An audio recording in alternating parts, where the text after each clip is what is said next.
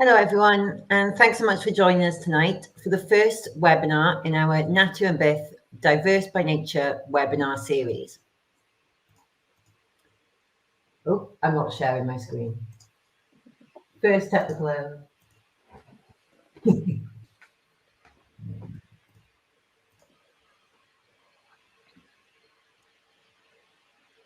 Yep.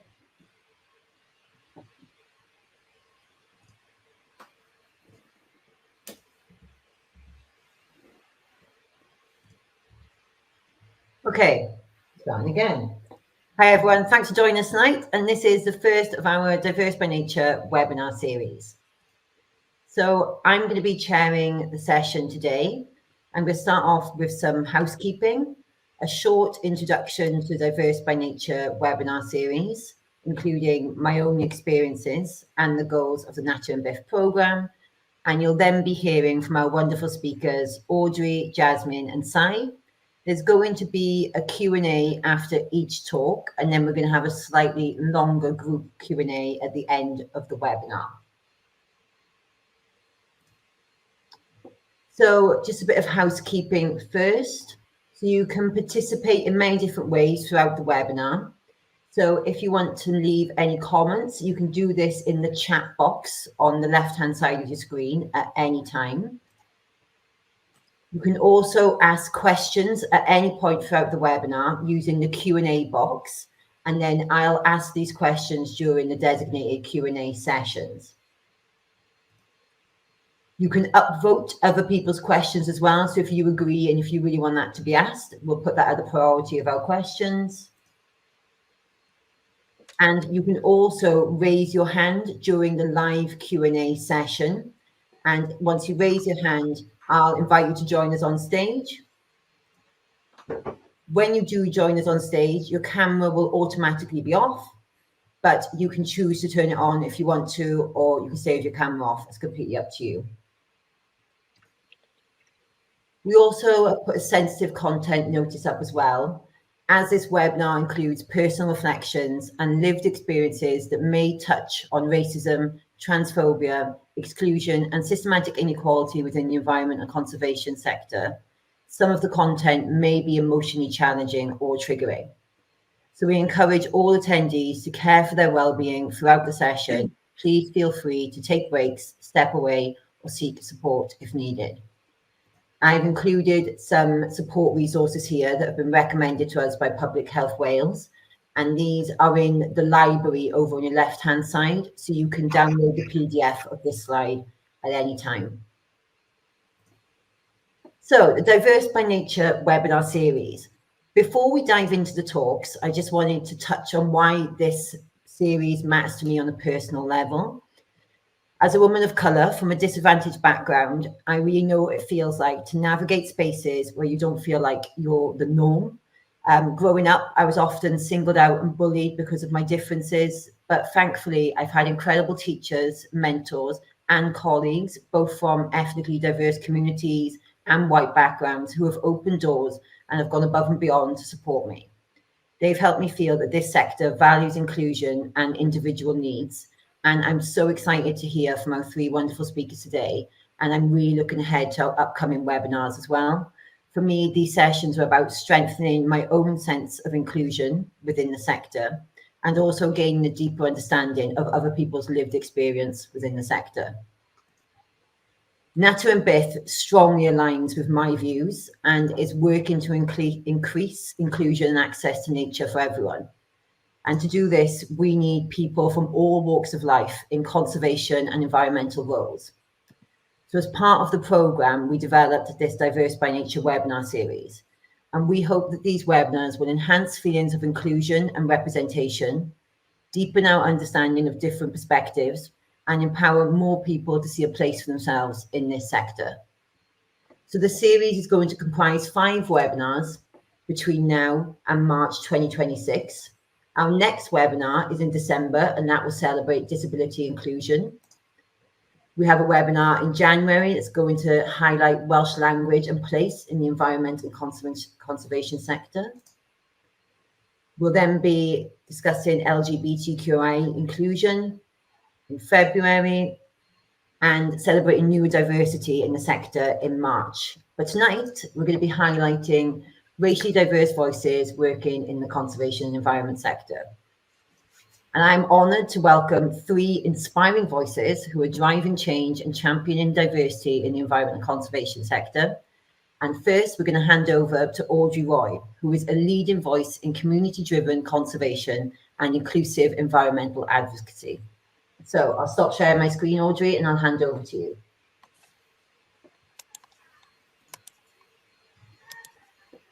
Thank you very much, Christy. I'm just sharing my screen now.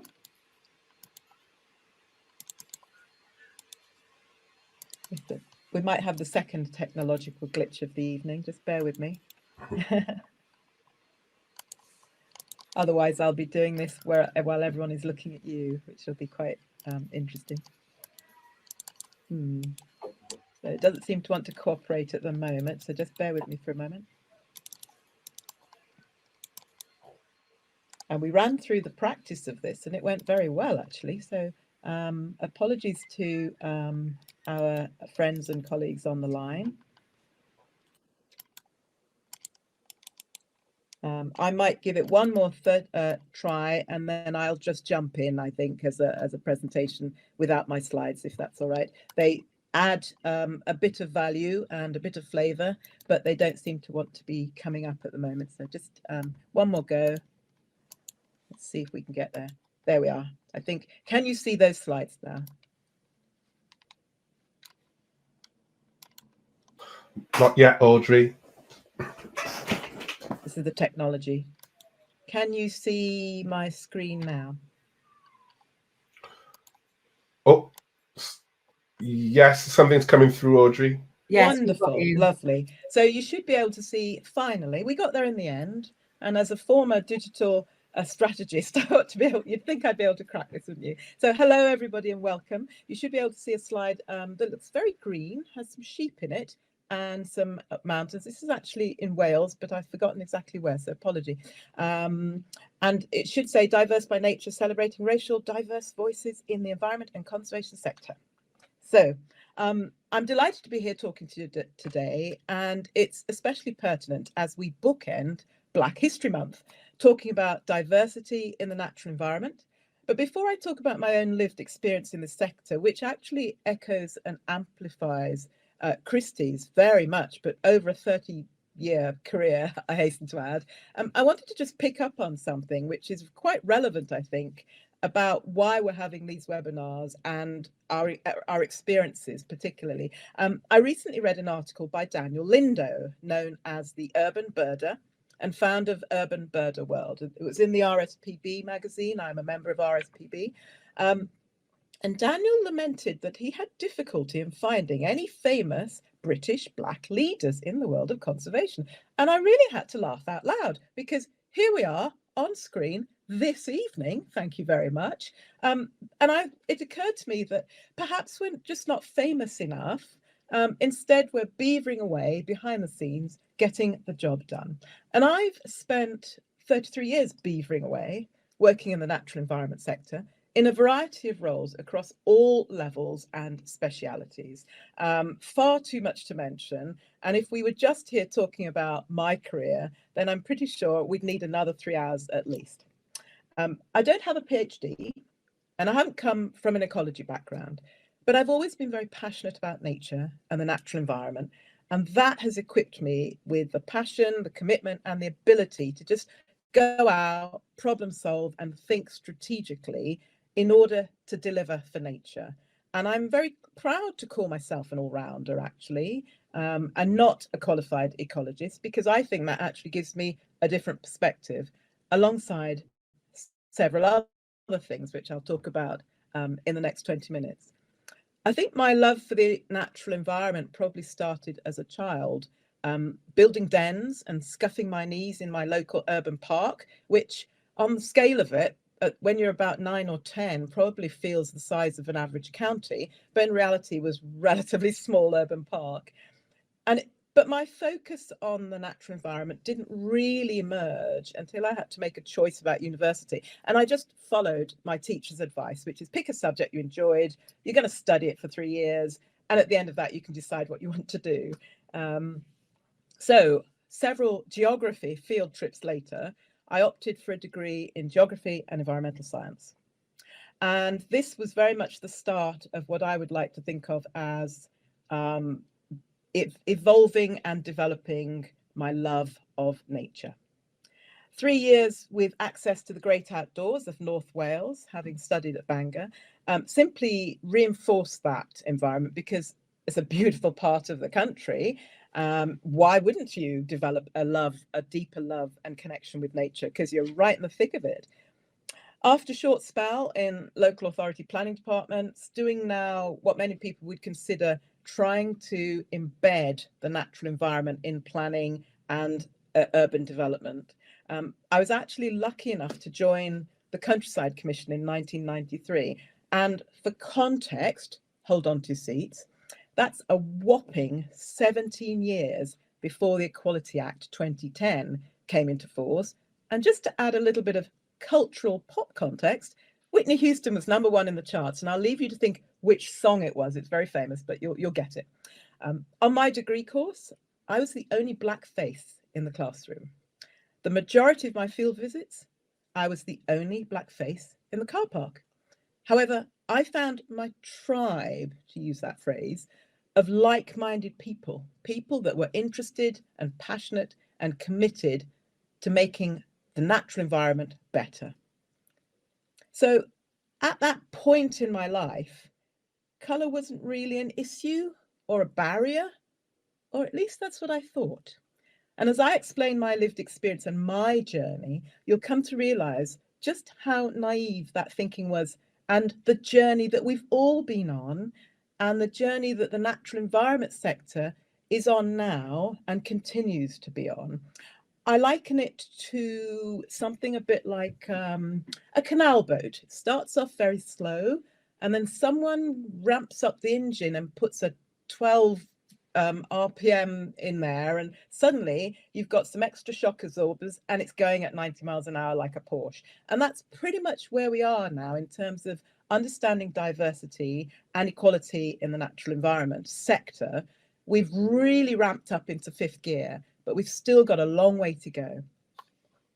So much of my lived experience during my early 20s was post-university without the benefit of any really significant understanding of ethnicity and diversity. Remember, 17 years before the Equality Act. And yes, we understood racism as a concept, but in reality, there were no real incentives for employers or within industry or indeed within the natural environment sector to apply anti-racism policies. Would we have even known what an anti-racism policy was? And we, that is employers in general, and the environment sector per se, wouldn't have known where to start. What do we do first? Which problem do we tackle? Nevertheless, as I've hinted, I did experience racism and racism-related bullying and microaggressions. We'd call them that now. Back in those days, as I put it, in the early mid-90s, I wouldn't have known what a microaggression was. You'd have had to stand on my toes and hurt my feet to fully understand it. But we didn't have any tangible means or, dare I say it, desire to combat it. And I tended to do what most people did. I found a way to live with it. So my career has 3 distinct phases, I think. The first phase, my early 20s, I would describe this as unaware, with my head in the sand.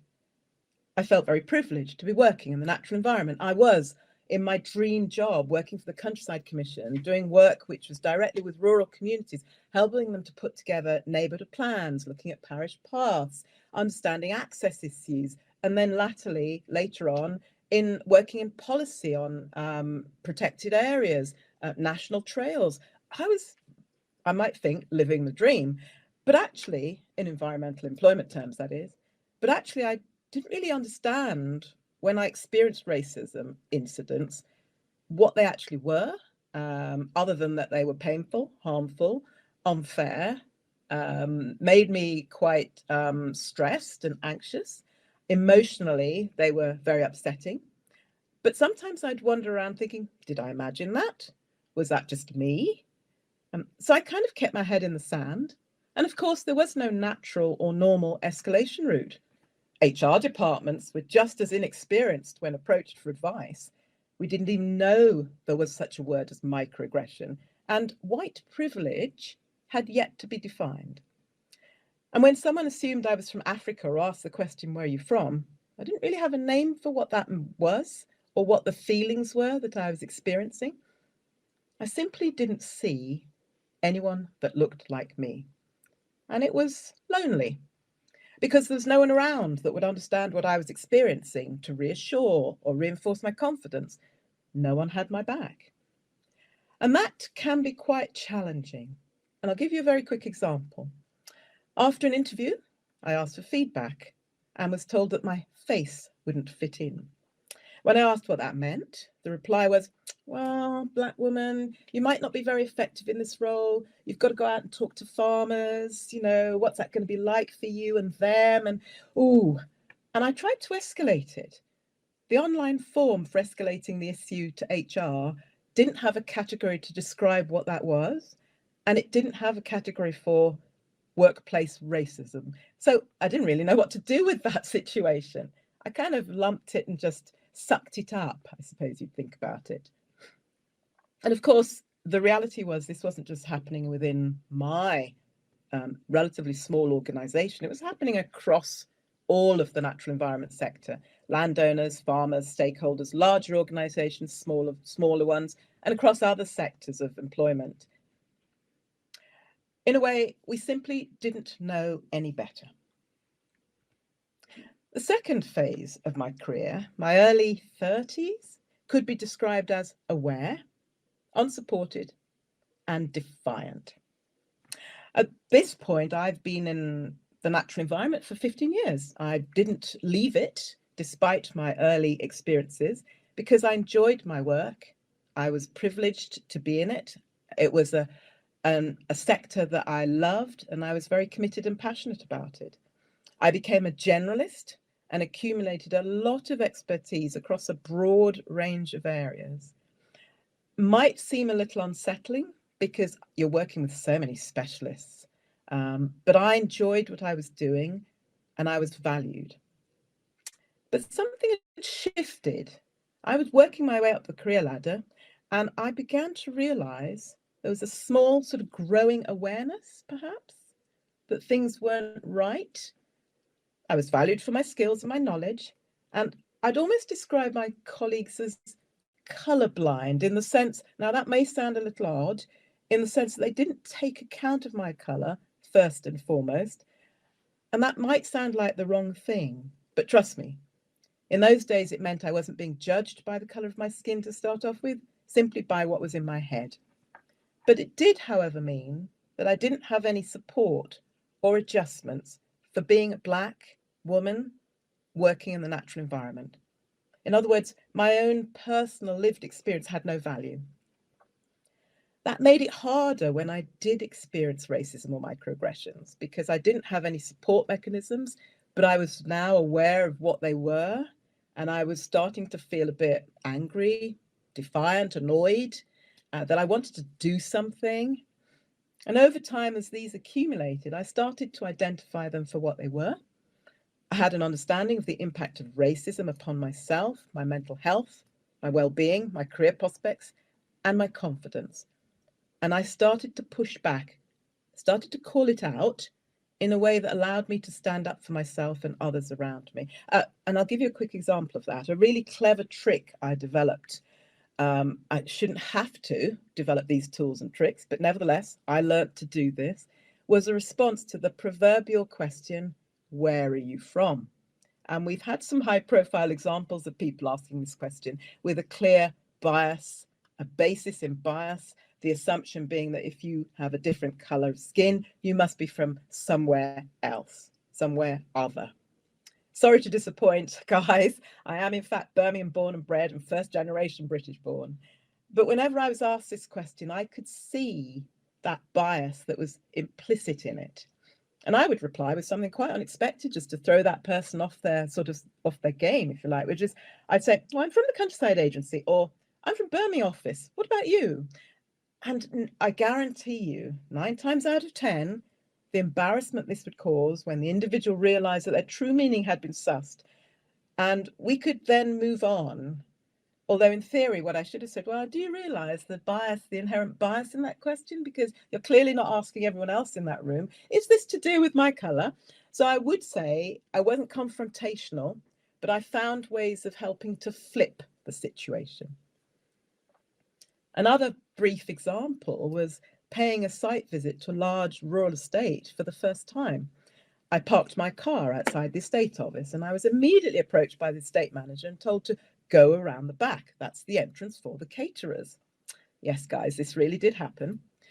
It was assumed that because I was black, I must have been a waitress hired for the joint stakeholder event they were hosting, to which I had been invited.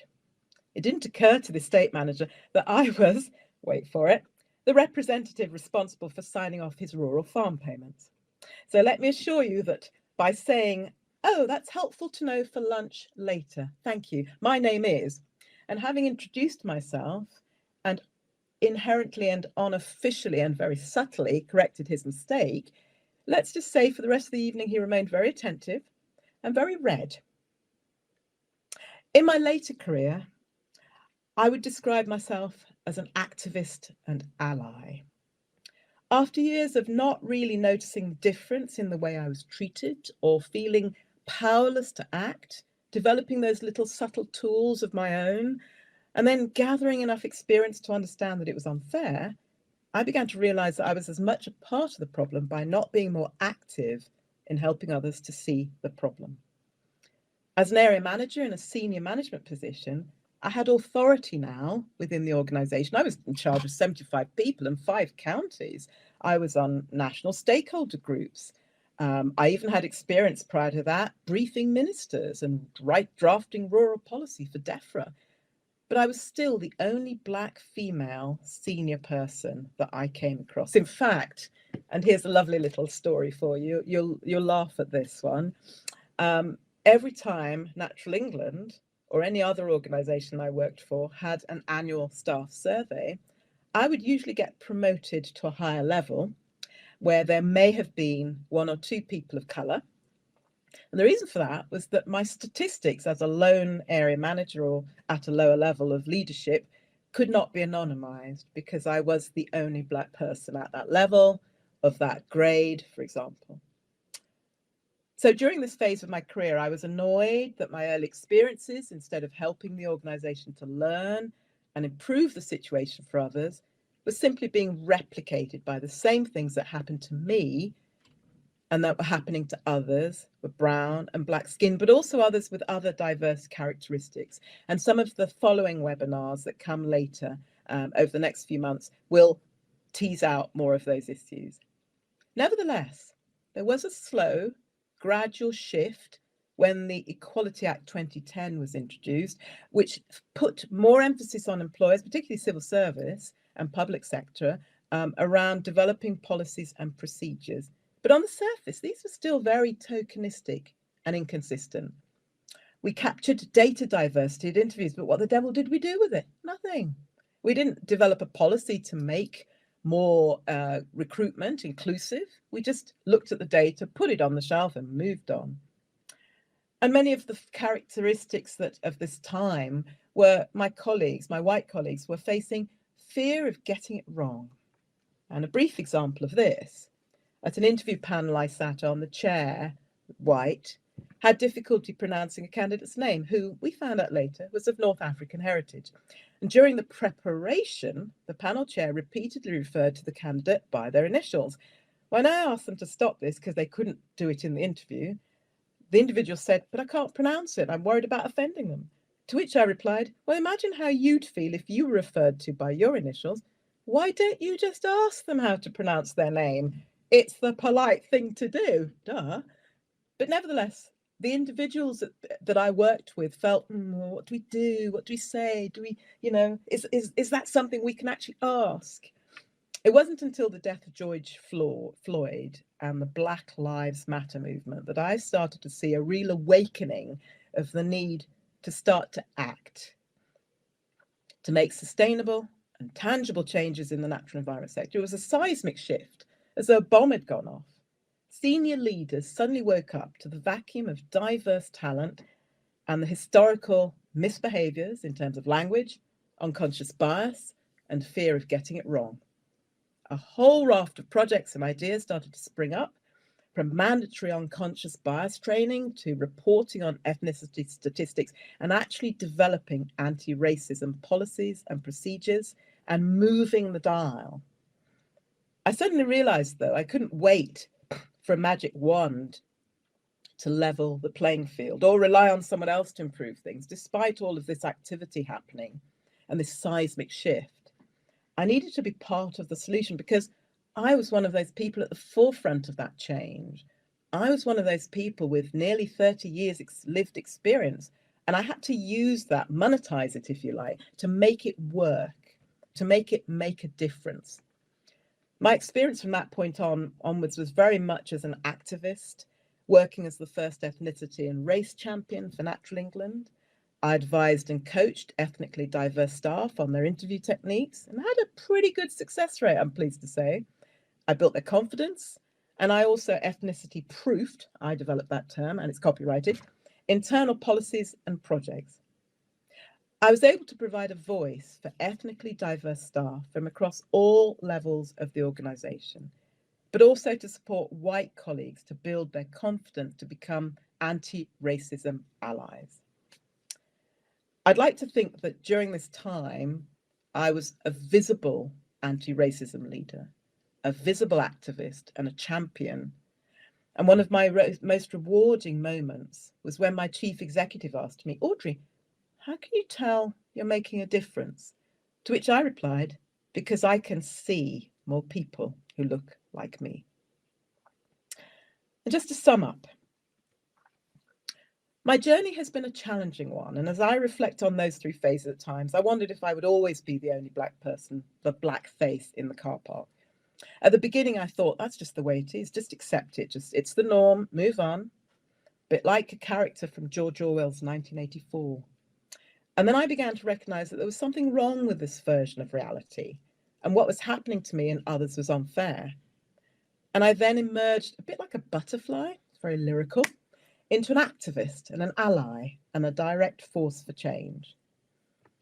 But we still have a long way to go to create a more diverse workforce within the natural environment sector. And we're moving in the right direction. Research by Policy Exchange from 2017, so this is over 7 years ago, showed that the environment sector was the second least ethnically diverse sector in England and Wales after farming. Now those numbers on the dial will have moved a little bit, but not significantly. So we've still got a lot more to do in this area of work. I once likened this to turning on an oil tanker. It won't happen overnight.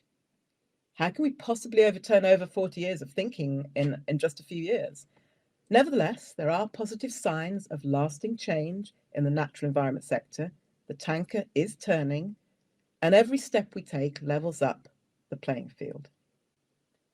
So in conclusion, my message to you today is take action, however small, speak up, call it out, reach out and support others, and be part of the change you want to see.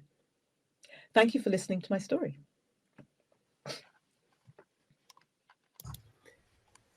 Thank you so much, Audrey. And I can vouch for you as an amazing mentor to women of colour and white women as well. And I'm sure men across the sector also. But yes, you know, you've really taken it upon yourself to support me, and I've grown in confidence under your mentorship.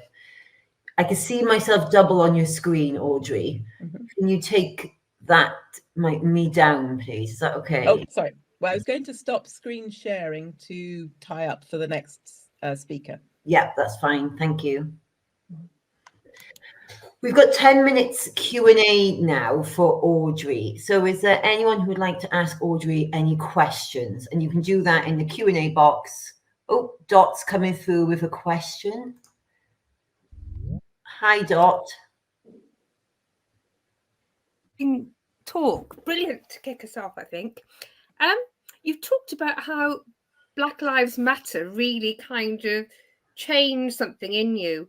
Was there a particular person in your career? Christy has talked about you as a very influential mentor, somebody who's really helped her to gain confidence in her role. Was there anyone in your career, in those distant pasts or more recent, that's helped you? Oh, that's a good question, Dot. So I would say there was someone that I thought would help me that didn't, which was another Black woman in a high leadership role. I thought she would be automatically supportive and act as a mentor, but actually it was the other way around. She very much kind of thought, well, I got here on my own merit, so you can do the same, which shocked me. She didn't work in the natural environment sector. I had a brief 3 years out working for another, working in the arts and sector. So that took me by surprise, but it gave me a sort of a drive, which is, well, you're going to have to do this yourself. So I would probably say there is no one specific individual.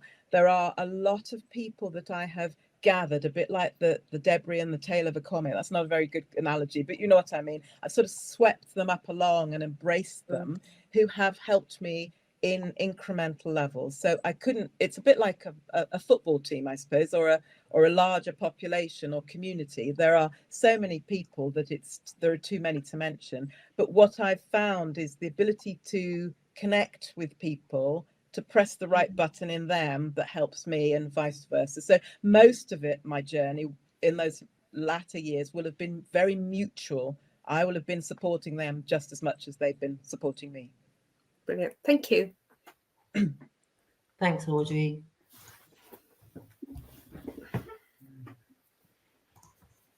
Are there any more questions for Audrey? Oh, I see one in the chat from Ellie. How do you engage communities that are often underrepresented in conservation conversations? Oh, that's a good one. We're getting some good ones this evening. I'm only 2 in. Okay. So when I first started, Ellie, I would be talking to communities just as a broad brush, but it was very much about my expertise. I was driving. I knew I was respected because I knew what I was talking about, what the subject matter was, if you like. But also I'm very good at putting myself in other people's shoes. I'm a kind of program manager and a continuous improvement specialist by nature. So I'm very good at turning myself into what do they want to hear, what's their world look like, and how do I communicate with them. When I'm engaging with communities that are underrepresented, usually what I do is I try to find the specific thing that they're looking for. Why does an organization like Black Scottish Adventurers work so well? For example, why are the organizers able to get 20, 30, 40, 50 people at one time going up a Scottish mountain, for goodness sake? And the reason for that is that they are just talking to what they actually want, which is to enjoy the natural environment, to benefit from it, just like everyone else. So it's not a complicated conversation. And most people you talk to, regardless of their color or their background, if they can understand the benefit, so it's as simple as walking through a park or walking along an urban street after the rain and looking up at the sky and looking at the trees. It can be, for one person, that simple, and for another, it's got to be a mountain. It doesn't really matter what element of the natural environment they're experiencing. It's about the value that it gives them, which is a sense of, very often, calmness. Some people will say joy, some people will say mental health, emotional stability. It doesn't really matter, but pretty much most people will be after any combination of the above. And that's what you focus on. It's very, very simple conversation from that point. Christy, I have another conversation from Shaheen, another question. I think that one's for me as well. Ethnic representation in the workplace is not necessarily an indication that the organisation is inclusive. Absolutely. As Black and brown people may feel excluded, what can organisations do to ensure real inclusion? Oh, there's a huge list of those, actually, Shaheen. And yes, you're right. They could be recruiting like nobody's business and have a lot of diverse faces across in the average room. And you're absolutely right. One of the things that we did in Natural England was we developed staff networks to represent those individuals so that they had an opportunity to talk to each other and to bring people from outside their sphere of influence into those conversations. So those would include white colleagues as well. We would have listening circles so people could just get it off their chest. I've had such a terrible day. My manager didn't really understand me, and understanding each other. So you create listening opportunities for people to feel that they are not alone. Those are two of the most simple things, I think, that I've used as tools within the organizations I've worked for. Great. I hope that answers your question. There's a few people that want to join us live, so I'll just let. I know, and what I might do if I can't get through all of them is type some answers in the chat for John's benefit to publish later, perhaps.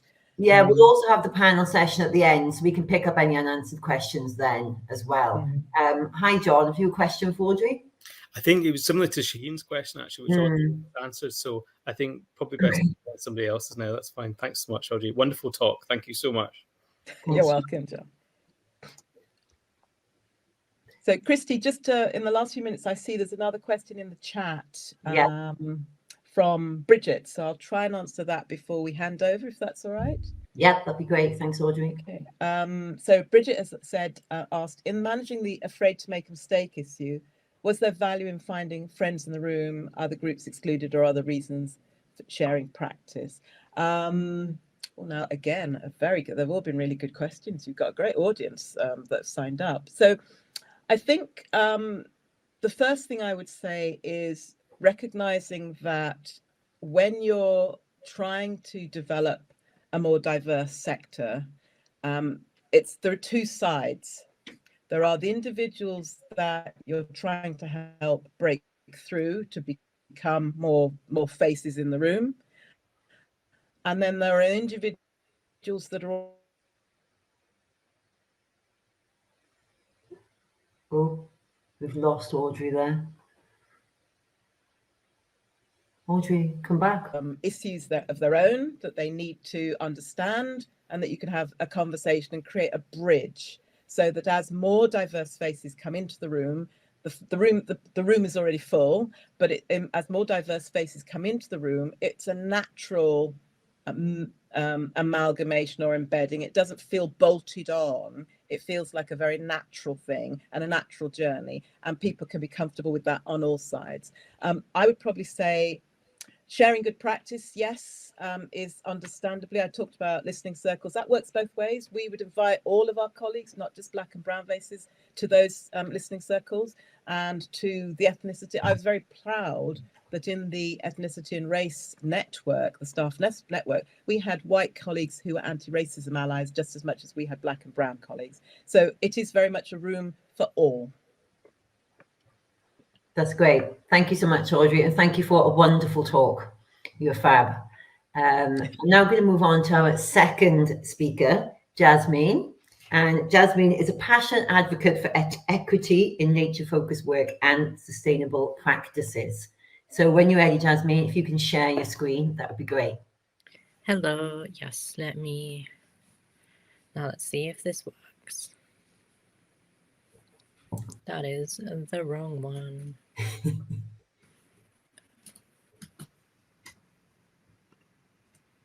Let's do that again. We did practice this, everyone, but it's all our first time using this platform. So, yeah. Got it. Awesome. Can everyone see? Yeah. Thanks, Awesome. Jasmine. Cool. Okay. I can just jump right in then. This is the title of my talk. It is an interesting title. But I'm going to tell you a bit more about why it's a title later. So inclusion is a ladder and we live in an onion. I think for me, it's been a really interesting journey into this sector. And I struggle to call it a sector sometimes, and I struggle to call it an industry.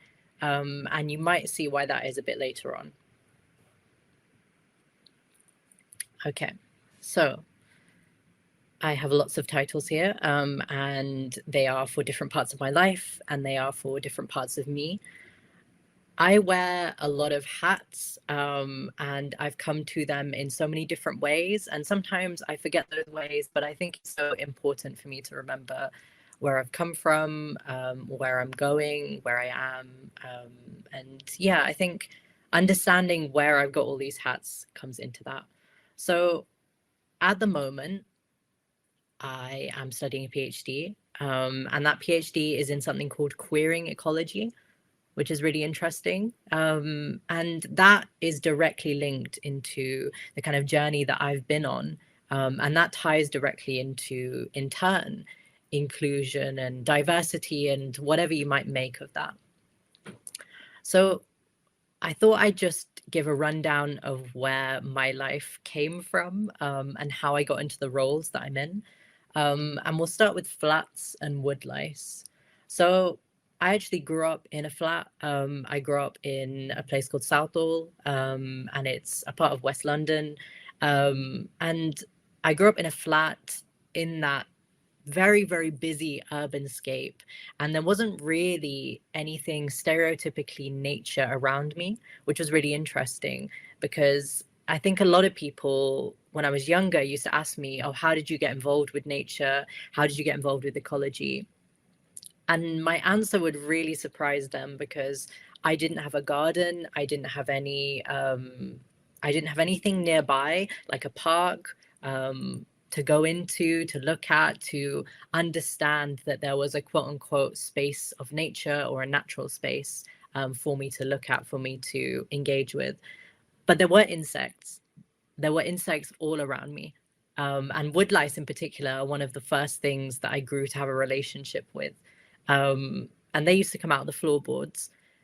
And the reason this is so important to what I'm going to talk about is when you notice something so small in a place where there is nothing stereotypically out there, there is nothing that has been given to you that is supposedly an idea of nature or a decided idea of what the natural world should be, then you begin to use that skill, and then you use that skill all your life. And I think that's what I've used all my life. This skill of finding the smallest things, of understanding what is undefinable, what is unnatural, what is not meant to be there, but what is there anyway. And that was the woodlice. Because again, growing up in this environment, there was nothing around me that would have shouted nature at me. And the reason I thought that actually was because I was homeschooled for a bit of time growing up, and we didn't have a TV. So I would watch a lot of David Attenborough documentaries. And I think that's kind of where I got some of my first ideas of nature, of ecology, of the world beyond this flat, beyond this little place in West London. And that was, it built a reality for me. It built an idea of what nature was. And that idea was built and then enforced and emphasized with everything else that I would watch, everything else that I would get to read. Again, I wasn't going to school. I wasn't being around other people who necessarily had the same ideas that I had. But I was around a lot of other people that looked like me. They just were quote unquote not interested in nature. And that was interesting too. But I'll come to that in a minute. Again, I've had this idea now built, this reality around ecology built for me. I've been told what it looks like. I've been told what it's supposed to sound like. I've been told where it's supposed to be. And none of that is present around me. None of that is present on my walks to the mosque with my dad. None of that is present around me in the people that I talk to. But I noticed nature anyway. I noticed baby pigeons in the bridges. I noticed insects in the cracks in the pavement. I noticed bees coming in through the window. I noticed moths at night when I left the window open and left the light on. There were lots and lots of examples of nature that was unimaginable, in that no one had imagined it and told to me that was what nature should be. And I related a lot to that. I related so much to it that it's actually become a part of my work now. And the reason this is important is because I was actually asked by a CEO of a big nature organization, why don't racialized people, especially racialized young people, care about the environment? Why when we give them opportunities, do they not care? And my answer back to them was actually, well, care is a developed thing. Care is not something you're born with. You aren't really born with that much. You have a few genetic identifiers, you have a few structures within you that may grow into other things, but actually most of the things that you grow up with, most of the things that you develop when you're older, they are born of environment, they are born of peers, they are born of interactions with your reality, with your environment around you. And care is one of those things. Care is developed, and care of nature is developed. And the interesting thing about nature and care and developing care for nature is that, again, much like a lot of other things, you have to be in that environment a lot. You have to be around those things a lot. And if I'm being told that nature is a certain thing, if my reality around nature is being built for me, and I'm not around that a lot, then I don't grow to necessarily care for it. And I think this is important because in the whole conversation about representation, in the whole conversation about diversity, what we don't necessarily talk about is that actually this is a constructed thing. So I'm going to leave that there, and then I'm going to go back to my story and how I came here. So I'm growing up in this flat. I am looking at insects. I am looking at bugs. I am trying to understand my place amongst all of the other things that I have to deal with.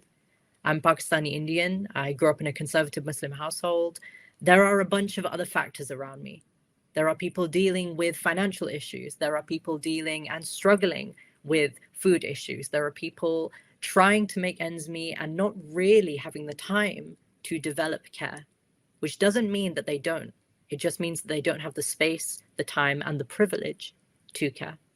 And privilege is an important word. And I think it's really interesting because it's thrown around a lot, but actually, for me, privilege means access.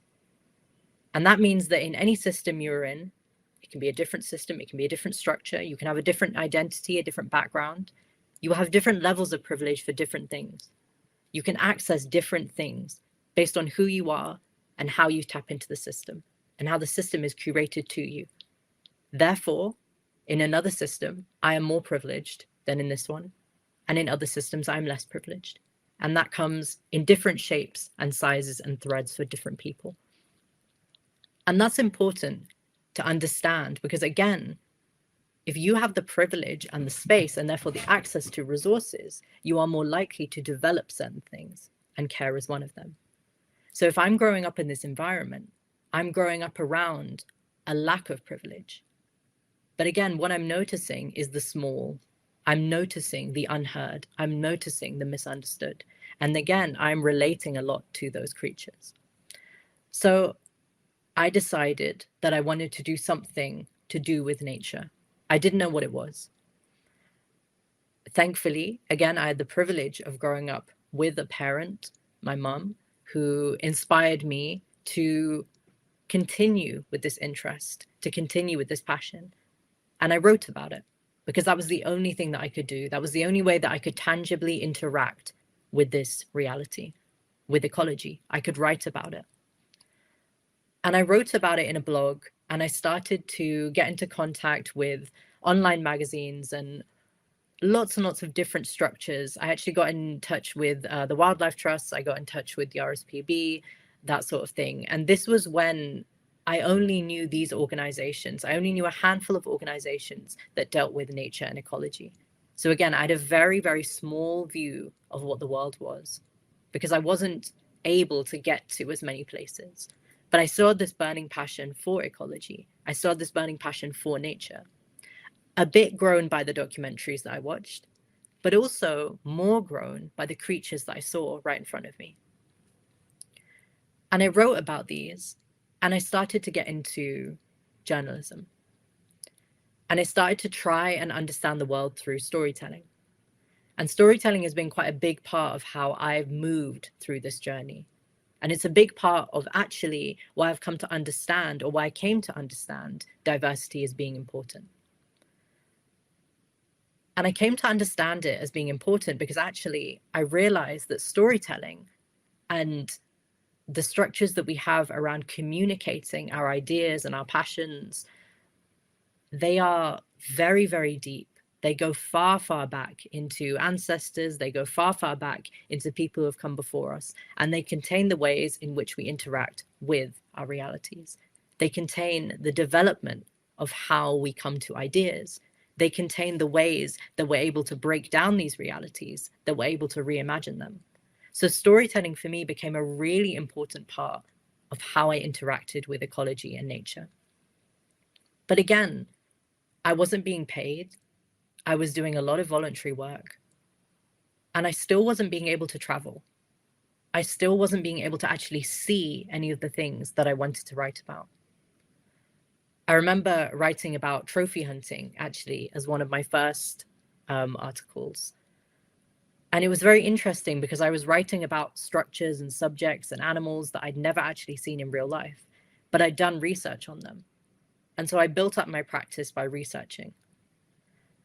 I think back on these ways of doing things, and I think back on these patterns, and I don't really feel very proud necessarily. I feel proud of myself that I've managed to do things, but I feel a sense of sadness that there were back doors that I had to go through in order to get into certain industries, in order to get into certain sectors.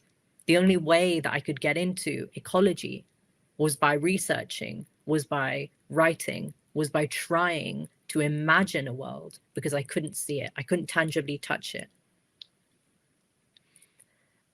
And this led to me going to university, which again is a privilege and is something that I managed to do. Again, an access thing. It's something that I was able to access. It was a resource that I was able to dip into. And I did marine biology as my first degree.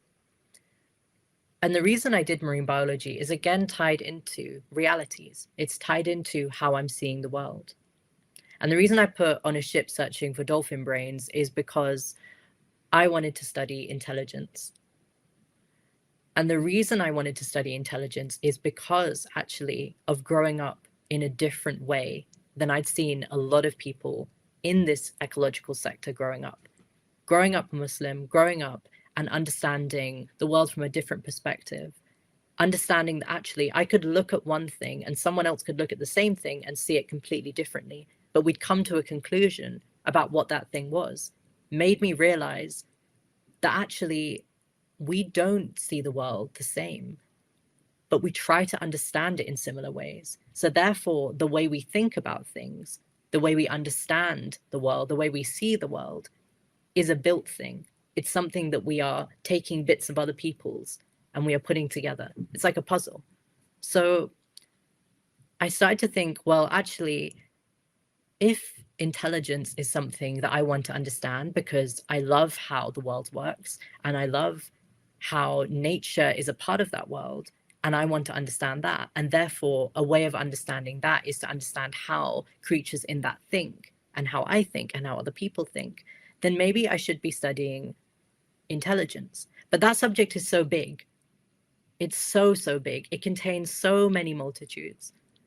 So in that, I tried to look for something that I understood, and that was communication. Because again, I'd been storytelling, I'd been writing, I'd been trying to understand the world. So I thought I'll understand communication, and I'll try and understand communication from the point of view of an organism that is similar, maybe, to humans in some aspect. And the reason I did this is actually a big part of my work now. So I'm going to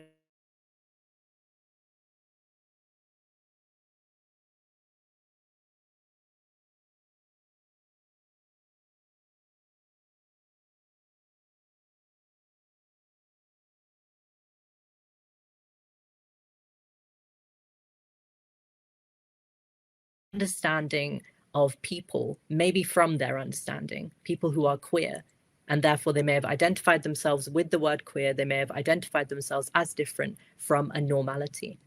And when I'm talking about normality, I'm talking about normal, the word normal. And the word normal can be like we use it in data. So when we say normal in data, we say the largest amount of stuff that does similar things. That's your normal. It can get misconstrued because people can think of it as quote unquote correct, which means they might try and correct things that are not within that giant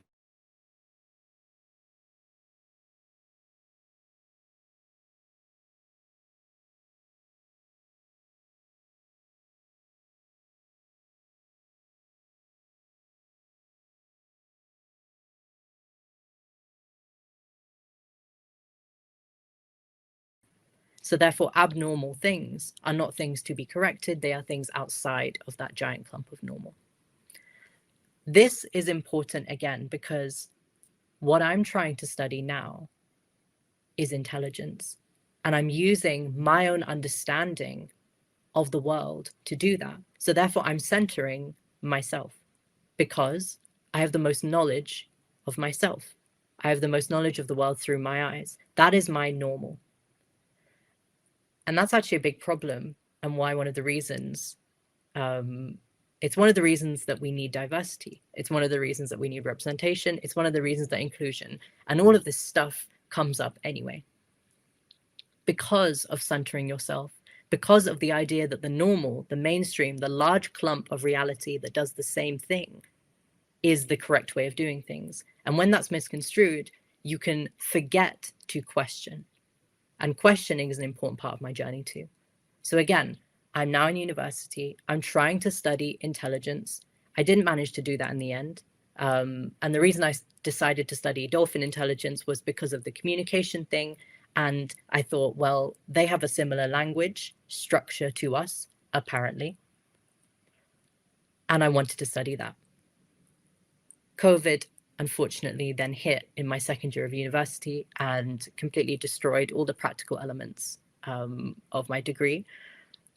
I then switched to sharks, and I just started to study data patterns in sharks. But actually, on the whole, my degree was kind of disappointing. It's kind of been touched on before, but there wasn't many of us on that course. There were only 4 racialized people in a 500 odd person course. And I found it really frustrating, actually. And I've written it's all too linear over here, because tying all of this into that, I found it frustrating that I was learning about an ocean that is so vast, you could not compute its size even if you tried. It's so vast and it touches so many shores, and many of the people in my communities and my family live in countries and nations where this water touches. But I wasn't really learning it from them. I was learning all of this from the perspective of someone who was from this country, which again may have been important and very powerful if they were just talking about England, if they were just talking about the UK. But they were talking about these other nations, and they were showing examples. They were showing examples of nations and people from far away and talking about the ocean. But they weren't ever giving these people a chance to have their own voice. They weren't ever giving these people a chance to be represented, to tell their own version of what happened, to tell their own version of the story, of how they interacted with reality, of how they built their normal. So I was very frustrated, and I also was struggling. I was struggling because of the other things that make up our reality, the systemic structures. I was facing racism when I walked out into reserves. By this time, I'd started to go to reserves. I'd started to try and volunteer at them. And I remember actually one of my first articles for BBC Wildlife magazine was about diversity. And it was talking about, can the nature industry or can the nature sector deal with its diversity issue? And I mentioned that it was the second least diverse industry in the UK. And I did all of this and I was a lot younger. And back then I thought maybe it was a powerful thing to do. I have since began to think that maybe it's not that powerful at all. So after uni, I didn't really know where to go. I decided that actually what I needed to do was continue this storytelling. And I got a job actually at BBC Natural History Unit in Bristol. And I worked as a junior researcher in wildlife television. Unfortunately, another dream was shattered. I had watched Springwatch from a very young age. I'd wanted to work on the program since I was 9.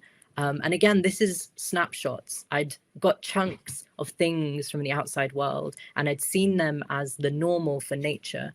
And I'd gotten excited about them because I'd developed a sense of care around them. But I hadn't seen them. I hadn't seen all of them. I'd never interacted with them. And Springwatch and the BBC and this entire industry was another shattering of my dreams, because again, I went into that world and I expected to be able to talk about my understanding of reality. I expected to talk about how you build an understanding of behavior of other organisms, how you understand the reality of other nations' ecology and ecosystems. What does tradition have to do about it? What does culture have to do about it? Why do different people in different areas, even in just in the UK, have a different reality when it comes to nature? But I was expected actually to just research and tell the stories of certain people, of a very similar group of people, of very elite people, of very white people, of very privileged people who had a lot of access within this system and who the system was curated to. And there was precious little chance to break out of that. I think for me, being in that industry and being in university before and facing the obstacles I did was useful and was powerful, but I'd much rather have not done it, because now I feel myself getting slower. I feel myself burning out. I feel myself tired. Some of the pictures here are some of the things that I do now. Since then, I've worked in a lot of different industries. I'm ambassador for the Bumblebee Conservation Trust. I work with a lot of youth organizations. I do a lot of talks. I am a poet. And these are methods and means that I found of being authentic, of understanding what my voice is, of freeing myself of some of the shackles that I think the environmental industry and the ecological structure of this country, of this system, has put on me. And again, I'm going to now tell you why I struggle with the word industry. Within my PhD, I study queering ecology, and I've told you about what I think that is. I bring insects into that. I bring capitalism into that. I bring colonialism into that. These are big words. Insects is a bit of a small word, but colonialism and capitalism are big words. They get thrown around a lot. I view capitalism as the movement of product, and the movement of product that benefits someone who has moved it, potentially. That's a pretty black and white explanation of what capitalism is, but it is the movement of product.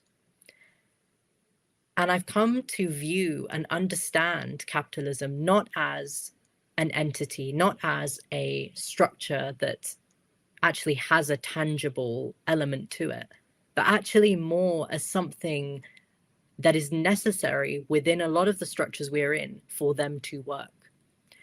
And it's interesting because I don't like it.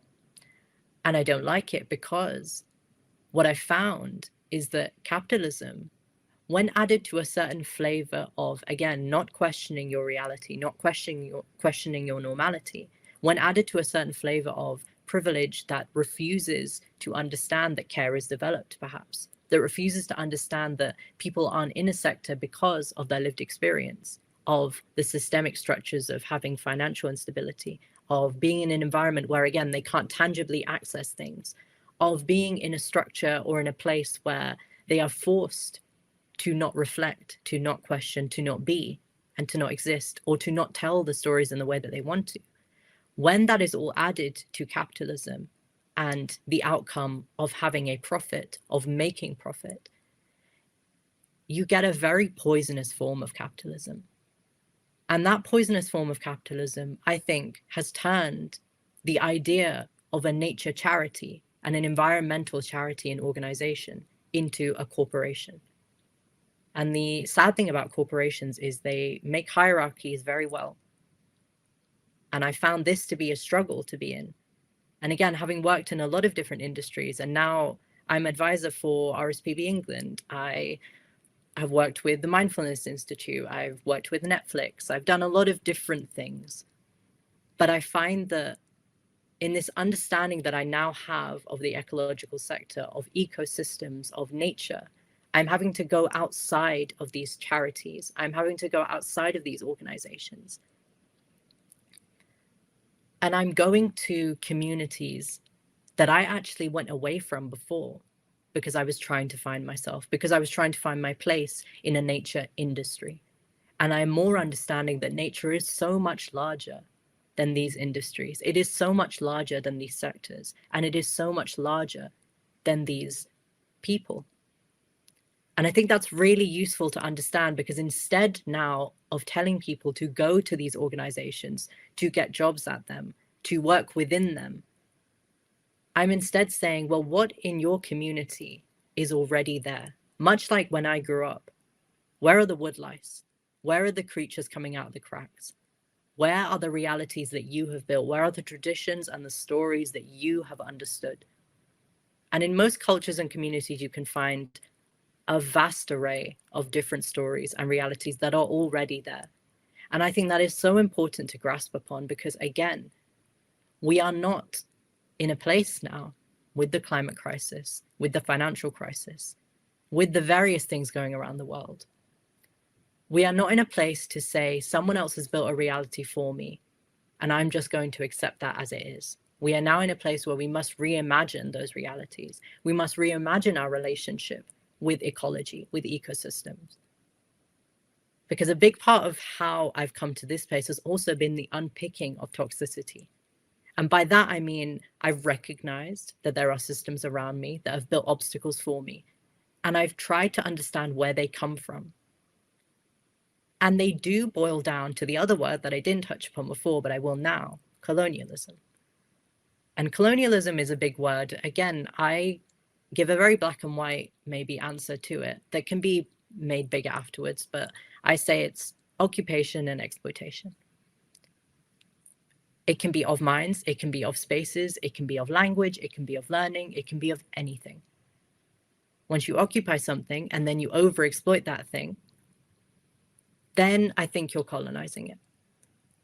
And I think that's important here, because if some of the systems, or most of the systems that are now being used as a conservation tool, as an ecological tool, as a tool to make a space for people to understand the very earth and land that we stand on, for which, again, we understand in different ways. If they are building a structure for us to understand those things, and they have their sources in a colonialist structure, if they have their sources in an overexploitative structure that in the past has harmed many, many people, that in the past has built the foundations for the financial instability that I faced and many others do, for the racism that I faced and many others do, for the classism that a lot of us face. If those structures have built those systems and we are now using them to study nature, I think that's going to go quite badly. And I already feel it going quite badly. So I think, again, the place I'm in now and the places that I've gone before are very important to me, because to understand what is happening now and why we are in such an undiverse place with the nature industry, or whatever you might want to call it, we need to look at the sources of what these systems are. Where have they come from and who has built them?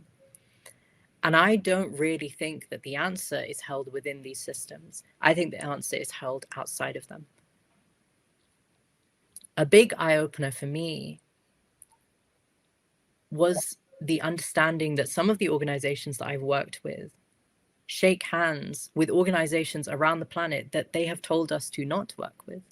And an example for this is conservation charities and organizations rubbing shoulders with the CEOs of oil giants, rubbing shoulders with military leaders, with governments around the planet that are actively harming environments and ecosystems that are beautiful, that contain magic, that contain traditions and cultures, that understand insects from a place that we just are not at yet. And those are being destroyed by the same people who are then shaking hands with conservation organizations, who then print our booklets to learn about those very same insects. And that was a turning point for me, where I thought, oh, actually, I need to go outside of this. And that's kind of this one. Sorry, Jasmine. So after all of that, Jasmine, I can't remember if I'm running out of time or not, but I usually do, so I'll try not to, but yeah, I'm going to have to give I've you... been on not that long a journey, I think, in terms of years, but quite a long journey in terms of figuring out who I was. I've missed out the entire part where I figure out that I'm queer, where I understand what transness is, where I deconstruct that. But that's a big part of my journey, because again, I am deconstructing my reality. I'm trying to understand why someone doesn't want me to fit into their idea of what they think an identity is. I'm trying to understand why people say that I am unnatural. I have gotten referred to in many conferences and summits as a monster, and online too. I've decided to kind of use it and reimagine it. And now I also study the cycle and structure and history of monstrousness and monsters, and how actually that's a big part of speciesism. That's a big part of how we view the natural world. We view it as either a monster to be afraid of or a resource to be exploited. But I never would have gotten to that if I'd stayed within the folds of an industry that kept me repressed and squashed. If I hadn't moved out into the communities around me, where I learned about the relationship that farmers, for example, in Palestine, have to the olive trees, where I learned about the relationship that people in the Congo have. Jasmine, can you hear me? Hiya. I don't know if Jasmine can hear me, I think. Not sure if they can, but yeah. you're able to send them a message. Yeah. I'll ask our comms officer behind the scenes to send Jasmine a message, because we are unfortunately going to have to move on now, and we'll pick up some questions for Jasmine in the other part of the webinar and the Q&A. Let me just make it so you can start sharing. So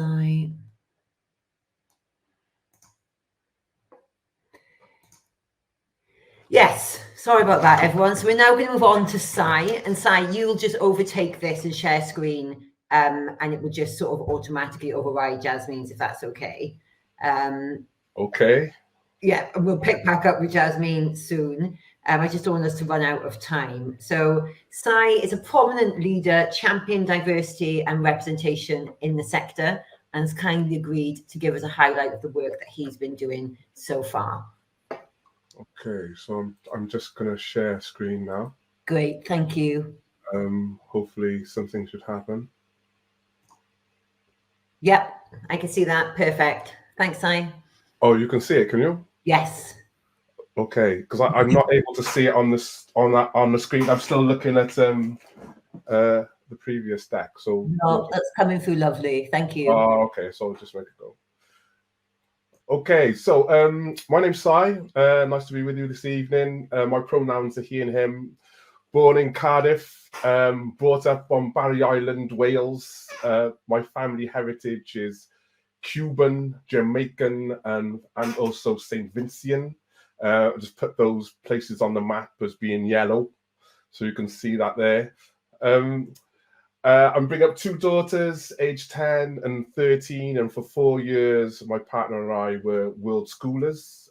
For those that haven't heard about world schooling, it's an alternative approach to education, where as a family you combine travel and learning. And so trying to create an experience that goes beyond the classroom, with that recognition that learning happens anywhere and at any time, and committing towards lifelong learning. The places where we looked at and took our family are on the green dots there, and the whole point of it was to spend time with host families in those areas, and contribute to local ecology and humanitarian projects. And it was an amazing time. It was an opportunity to see and open our eyes to climate justice and environmental issues, and looking at things like the effects of palm oil on the natural environment, and also as well as like who's feeling the effects of climate change and who's not in the room when decisions are being made, which is something that we could keenly see when we were world schooling. I currently work with the RSPB. I'm a senior race equity specialist.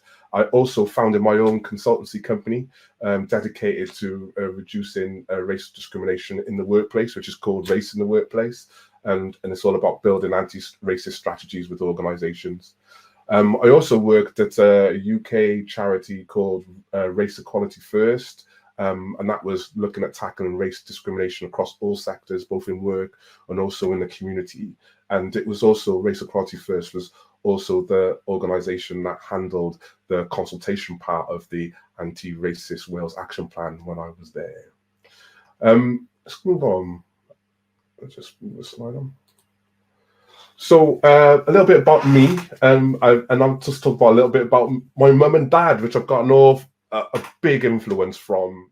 I was brought up in a family that really stood firm on the principles of anti-racism, racial justice, and also social justice. My mum was born in Jamaica and came to the UK as a child, served as a counsellor for the diverse ward in Wales of Canton. And she also went on to serve as a race equality commissioner for Wales and was involved in the early race relations laws and received a CBE for her contributions to race equality in the UK. My mum's now a professor at NYU in the States and also a board member of the Alliance on Health and Pollution, working on solutions to address pollution and health on a global scale. One of the things I find funny about my mum is that she's good friends with Arnold Schwarzenegger. They became friends because she didn't know he was famous and it spoke real to him because he was blocking her way to get somewhere because he was talking to his friends. And to this day, she's never seen one of his movies, but they're mates, which is quite funny. I think I find that quite funny. My dad was born on the tiny Caribbean island of Aruba. Was brought up in St. Vincent. He's a writer, an author in the UK. He's all about elevating Black voices that are seldom heard in British society. His book, To Ride the Storm, on there I've put there, spoke to the institutional racism in the UK, over-policing, a lack of access to services that were a pretext to riots in Handsworth, in St. Paul's, and also in Tottenham, the Tottenham riots of the 80s. I can remember as a child, he would take me to the interviews with members of the community, and my job was to press the button to record and then sit and listen to what that person was saying, and so I've quite exposed at an early age to a lot of issues surrounding diversity and race discrimination. My dad's latest book is A Circle of Five, and again is about elevating the voices in this particular case in their own words, of 5 Caribbean women elders who came over on the Windrush in the 1950s and invited to help Britain rebuild after the war. And these women in the book tell the stories of family separation, that disconnection from nature, experiences of discrimination, and the trials of building a way of life and family here in the UK, how they contributed to public services, but still had to try and thrive as a person of colour, which was and still is a difficult thing to do. I think from the experiences that have come from my parents have told me something, and that is it's not enough to be nice. Being nice is not enough if you want to move the dial on race discrimination and on anti-racism. To be anti-racist, you've got to be intentional about change.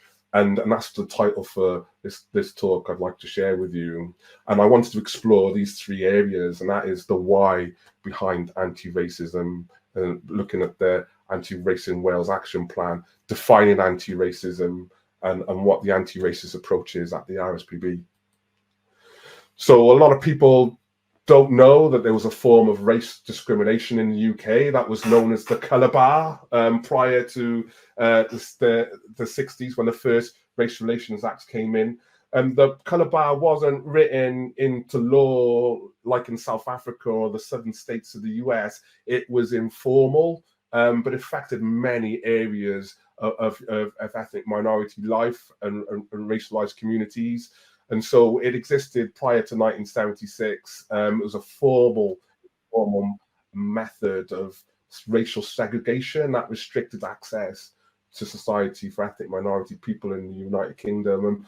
And my dad would express how this was actually played out in his life in terms of just being refused access to a loan in a bank, or having to go to be a customer at another place, or refuse to service, and how it's lawful to it was okay to racially harass someone in those times. And if this even extended to, you know, access in public and open spaces and parks, streets, countryside, as we've already heard, and where black and brown people were and still seen as not belonging, seen as suspicious or as a threat when accessing green spaces. And you can see here that it was okay. There was a permissive culture to, you know, harass someone, to refuse to recruit or hire a person of color, or to withhold progression or promotion to a person of color. And there were no laws at that time or any follow-up if you were discriminated on the grounds of your race, nationality, ethnicity. And there are echoes of this color bar that's still within us today. And even when doing something as you know, simple as connecting with nature, as I've described, it is an issue and still remains an issue. When looking at the color bar, and I wanted to talk about the color bar because it translates into a lot of issues that are still current in the environment sector, and how we're also trying to address some of these echoes in the RSPB. So coming back to the workplace, the practice of the color bar in pre-1965 resulted in many ethnic minority workers finding it really difficult to access and progress in employment. You'd have to westernize your name on the application form, and even if you were in a job, it was okay to treat you unfairly on the basis of race. And I mean, restricting your overtime, restricting you to a fixed term contract, giving you the worst jobs, and as we move around the table, like that devaluation of skills was prevalent, where your qualifications were devalued. There was no appetite at all for people of color to advance to a leadership role, as this was seen at the time as like, wow, by your white colleagues, is like, well, I don't want to take instruction from a black or Asian leader. I would consider that to be demeaning, so I don't want to do that. And in fact, at the time, there's quite a lot of cases that we saw at Race Equality First when I was working there, that, you know, as a white person, you and your colleagues would go on strike if a black person or Asian person became your managers and your manager. And there's many examples of this. And at this time, as a black and Asian or mixed heritage person showing up to work in terms of workplace isolation, that was risky. You had to leave your identity at the door. No, you were not encouraged to talk to each other. You must assimilate, you know, and ultimately, you know, that idea of, you know, moving across those those institutional failures. It was at a time where being unintentionally racist was everywhere, and being intentionally racist was okay too. It was a-okay, and as a result, the workplace was often hostile, harmful, frequent and direct and indirect race discrimination. Complain and you're labeled a troublemaker, with the idea of, look, if you don't like it, leave, because we don't want you here anyway.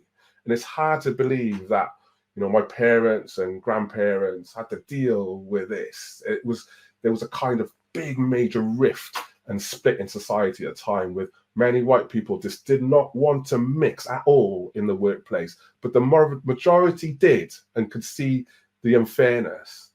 And I want to highlight this because there's echoes of the color bar still left with us today. It keeps showing up in the data. You know, race discrimination, especially in the form of harassment, still persists. People of color are still, in most sectors in the UK, overrepresented in fixed-term contracts, precarious contracts with little influence, and underrepresented in leadership and management roles. And the environment sector is no different, being, as already been said, is the least one of the least ethnically diverse sectors in the UK. Some may argue that the colour bar is gone for good, but some may also argue that it might be making a comeback, as we've seen in recent years. So we've had 50 years of legislation, of race equality legislation, and we're still seeing disparities showing up across all walks of life. It still persists. Racism still persists from birth till death and across many different sectors. There's this moral unfairness of paying into a system that harms you, paying into an education system that has so many disparities when it comes to education, paying into a policing system that over-polices you because of the color of your skin. It is an immorality to that, and it still affects so many people across their people of color across their public and private lives. And it's also true about the impact on, you know, minoritized communities in terms of the climate and nature crisis.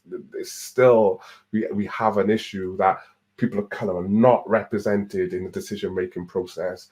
We're not included in how we tackle the issues. We're not being involved in leading the vision or setting a vision that sets the strategy, that sets those policies, that sets those practices. And again, that representation is so important. And it's not going to happen on its own. I think we've already discovered that. We need to get intentional about how we're going to be including ethnic minority people when it comes to accessing green space, accessing conservation and environmental-based careers, and how we're going to tackle UK issues like air pollution and poor water quality, and where we place incinerators. They're all disproportionately affecting people of color, and there's a lot of evidence that out there that suggests that. So I come back to this. It's like being nice is just not enough. Being not racist is not enough.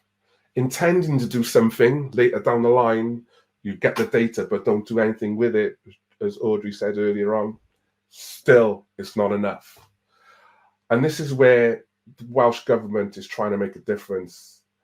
It wanted to have a definition of anti-racism. It's the first nation globally to have a definition of anti-racism. It's the first nation first government to ever have an anti-racist action plan. And you can see here the definition of how it defines anti-racism, which the RSPB is working to adopt. And what I like about this definition in terms of, it's not just looking at the personal level, it's not just looking at unconscious bias training, it's looking at those systems, structures and processes, but also is action orientated, actively identifying and eradicating a system. But also acknowledge that you cannot be passive, you cannot just wait, you can't just by doing nothing. And because by doing nothing, you're complicit in allowing racism to continue. And that's a really important aspect, I think, of this anti-racism definition. So how's the RSPB responding to all this? Well, we have part of our strategy that says, look, we want to enable more and more diverse people to act for nature. We're not saying we're leaders in this space. We're just mobilizing and getting intentional. We're on a journey. The journey has been happening since 2017, 2021. You can see moving from left to right there, just some of the key milestones that we've been moving through.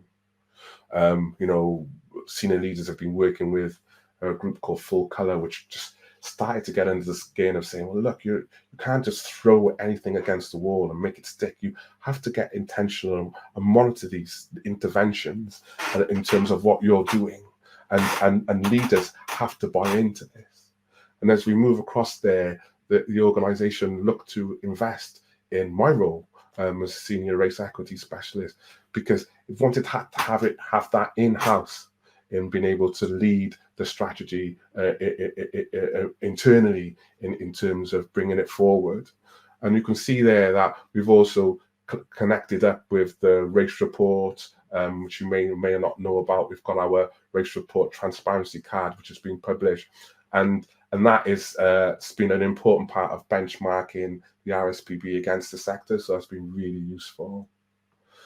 And then also as well, we've moved towards building a task force within the organisation that specifically looks at our achieving race equity journey and how we're going to remove those barriers to access. And in terms of the task force, this is the purpose of the task force. I put it up on the screen, and it does key into that anti-racist discrimination, definition that we saw from Welsh Government. Again, it's that active, got to be active about doing it. Have to identify and address and remove those barriers. And the RSPB is an evidence-based organisation, so we're working off the evidence. We don't move unless we're able to monitor the difference in terms of our interventions and adapt accordingly. And the RSPB's got a long history of doing that in conservation. So it's important to take that DNA and put it into this work, into anti-racism work. And so we wanted to look at those statistical racial disparities, whether qualitative or quantitative, when interacting with the RSPB and the wider conservation sector. So that means not just staff, but it also means our members, our supporters, our NGOs that we work with overseas. All of that is in scope. So the task force works in this particular way, and I just want to take you through our cycle of improvement, how we go about approaching it. So the task force is there, and the task force is connected to our staff network, staff and volunteer network, and allies that's supporting, the initiative and supporting the program, and that's called Beyond Differences, and that's a place where there's peer support. Beyond Differences is a place where peer support is looked at in terms of being able to support each other, mentor each other, and being able to offload on your experience, connect, be able to bring your identity to a conversation. But also it's a place of utility. It's like looking at those cycles whereby things are not improving and actually looking to see how we can address those issues, whether that relate to a particular HR policy, or we're looking to a method of work where we can actually get under it and say, no, this needs to change because this is having a disproportionate effect on people of colour. So the task force and the Beyond Differences network, very important to how we move forward. And then the governance model moves up. Without leadership buy-in, without a win behind, very difficult to move on anti-racism. Without having the leadership wanting to move forward on this issue. So the task force is connected and supported by the Chief Operating Officer in the RSPB. And that goes straight into the board, straight into the executive board. I think that's important. It's not pushed down into the hierarchy of the organization. It's there, and that symbolizes the importance of what we're trying to do. So, and this is where the kind of like the things happen. We're currently building a best practice hub, so people will be across the organization start to understand what good looks like, what best practice looks like in terms of the work we're doing. We're such a big charity, and sometimes work can go on in Scotland, and a person down in Wales and South Wales may not know that a project's gone on in Scotland, and it might be something that really does move the dial in terms of involving or engaging ethnic minority communities. But they never the twain shall meet. So the best practice hub is looking to bring that good practice together, and also be a place where resources are also shared, where our journey is shared, the comms around our journey is shared, so that people are able to be part of that and create a community of practice around what we're doing. An expert is that annual assessment, and that assessment's important. We triangulate our data. We use HR data. We also use staff perception data, which staff perception survey, which we key into the race report for that. And then also as we also use our annual workforce survey data as well. So that triangulation of evidence will show out those disparity and really does validate what we're doing and where we're going to use the levers of intervention. And I'm just giving, and that line there at the bottom just shows the areas that we're in. it just shows where the interventions are taking place at the moment. And that all features as part of an annual action plan. And how the cycle goes, we're looking to do this, move through the gears and take a look in 2030, but we're always assessing every year and quarterly as well. But that whole idea of monitoring, analysis, learning from that best practice, making improvements, and using that an anti-racist lens, the 4 levels of racism by Kamara Phyllis Jones, is really important in being able to look at interventions and saying, are they addressing the systemic? Are they addressing institutionalized? Are they addressing interpersonal? Is it addressing internalized racism? That's where we are at in terms of how we are looking at this, to try and really make that difference and go further and faster on this issue. So coming to the last slide now, and there's a lot of information on here, but I just wanted to demonstrate that, these are the areas that we're monitoring. We're monitoring leadership commitment, we're monitoring leadership maturity around anti-racism, where leaders demonstrate anti-racist leadership. We log that, we share it with other leaders. So again, that there's a best practice about what that actually looks like, what that allyship looks like, just so that it becomes infectious and that people want to emulate it. I think that's important. And then, we're looking at, as we said before, ethnic minority representation at one level, not good. You've got to look at all the levels within an organization. And that's really what gives you the picture of what's working and what's not. We look at staff perception of discrimination. We look at the intersectionality. We look at the fixed term contracts, which is quite prevalent in the conservation sector. And we look about whether that's been disproportionately used towards ethnic minority staff. And again, just like looking through that whole employee journey from recruitment to progression and retention, always looking to benchmark ourselves in terms of what's going on in the rest of the sector. So we're moving together as a collective as well, which I think is important. Where are we making a difference? And again, there's so much work to do. So this is not a statement of, oh, wow, we're solving this problem. It's all done. It's going to be one and done in the summer. Do you know what I mean? This is long-term work. We've been around the RSPB 138 years, I think. I mean, you're not going to switch this around in 2 or 3 years. Anti-racism work is continual work. It's something that you continually do. But what we're already starting to notice are those green shoots, that positive change that ethnic minority people are starting to feel in the organization. If we don't have that, that's also a big problem. If we're not asking, or not even looking at it, or even asking, we're seeing increases in our self-identity rates, not just in terms of race, but also in terms of other protected characteristics, which again is a positive signal of trust that we're using the data in the right way, that we're not using it to discriminate. And when we're seeing things that, in terms of our short listing and long listing starting to be more representative of society, we're seeing those increases in representation in different levels and better engagement in terms of what we're doing. Our networks are now running at around about 30% of all people of color in the organization are now in our ethnic minority network, which is a positive stuff, because it's a positive way to go, because those are the safe spaces that we wanted to create. And we're just trying to move from that awareness to action planning and evaluation and improvement, which is I know it sounds dry and boring, but I think that to me where you want to make last year, this year better than the last year. And I think that really is about driving those cycles of improvement, and leadership training is a big part of that. So what we're doing that's coming up soon is we're bringing forward a lot of work with our overseas work and conservation, and domestically we're looking at our volunteers and our members, which I think is another area where we want to enable more and more diverse people to be able to act for nature. And ultimately the whole goal for us is to understand that at the RSPB we're starting to believe that being nice is not going to work. It's like we need everyone to be able to act for nature, because we understand that nature is in crisis.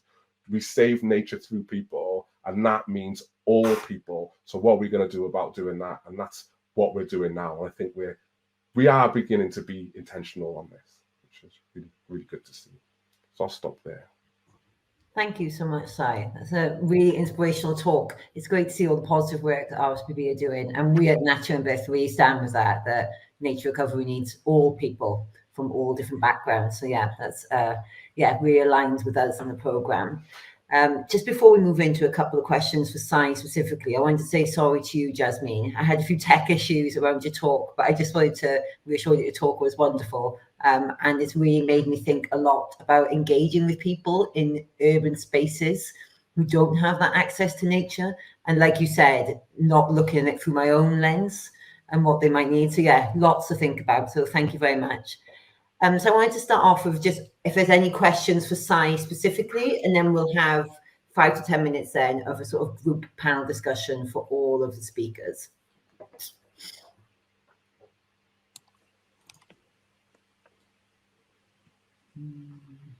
So I can see one question here in the Q&A for you, Sai. So it's most organizations declare themselves to be anti-racist without listening to the voices of people who experience racism because it's uncomfortable. How can we hold them accountable?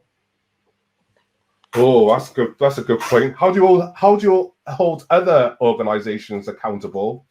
That's a tricky one. I think you have to start within your own organization first. I think for us, the RSPB, that's where we wanted to start and really and be there. I think in terms of, we were quite conscious of like not saying that we're a leader in this space. We didn't want to go down that road. We wanted to look at it and see it how we needed to, with our own DNA as an organization, how we wanted to address that. So I think it's quite difficult to be careful about calling out other organizations if they're being performative. I would like to know what the data is behind what they're doing. And we are a part of numerous networks. For example, Wildlife and Countryside Link is a great opportunity for us to come together as a sector and talk about those issues and sort of like socialize ideas so they're not going over into performative. And I think as well, we've got a lot of organizations which may not have access to a similar amount of resources that the RSPB has. So you will have people that may be doing anti-racism or this type of work as a side desk on top of their main job. And so as a result, that will be a temptation to go for low-hanging fruit or to say things that may not have happened in terms of trying to move that on. So again, it's like, I think being part of networks like the Ravens and also Wildlife and Countryside Link, it's just a way of, to say, hey, just trying to keep things real across the sector and not actually moving in a way which is not authentic, I think. Thanks, Sai. It's great. There's another question here. Can you tell us about how you create safe spaces? So I'm assuming, within the RSPB. Oh, okay. So we have a group, as the network prior to us joining prior to myself joining the RSPB. The network was up and down, and in terms, because there's just so much transiency with people of color coming and going in the organization. Retention rate's not the same. And again, because if you're more likely to be on a fixed contract because you're a person of color, it means that the ability for you to be consistently to be able to be in a safe space or to access a safe space is quite difficult, especially when you don't have control of your own diary, that you're in a precarious employment, you might not be around. And so what we have done, especially in terms of creating a safe space, is to have a group that has some dedicated time from a coordinator. So that group's going to operate. It's going to be there, whether you need it or not that week, or that month, it's going to be on. So that's the one thing, having that consistency. And I think then also about anybody who is struggling to access that, we will, through the EDI team, will reach out to managers and team leaders and just, again, advocate on behalf of individuals to say, this time is really important. Can I have time to be, to be able to come to this group? Because I think, again, having a bit of protected time just to be able to talk about your experiences is really important. And that's where the evidence comes in. Because when you go into managers and going, well, we've got issues around like, discrimination here. We've got issues around harassment here. Do you know what I mean? This group is a safe space to be able to talk about that and get support from that in relation to your well-being.